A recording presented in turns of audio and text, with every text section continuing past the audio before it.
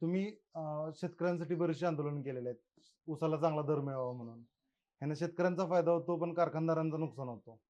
मग कारखानदारांकडून तुम्हाला कधी धमकी किंवा असे वेगळे प्रकार काही जाणवलेले आहेत का? धमकी देण्याची त्यांच्यामध्ये हिंमतच नाही. कारण लाखो शेतकरी माझ्या मागे आहेत. म्हणून ते अशी कटकारस्थानं करतात.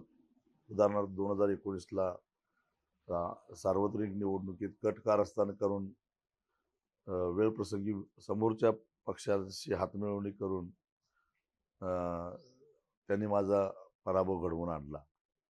आत्तासुद्धा अ, या निवडणुकीमध्ये सगळ्या कारखानदारांनी मिळून एक उमेदवार उभा केलेला आहे. त्याला अर्थ आर्थिक पाठबळ दिलेलं आहे. अशी कारस्थानं करून अ, ते मला संपवण्याचा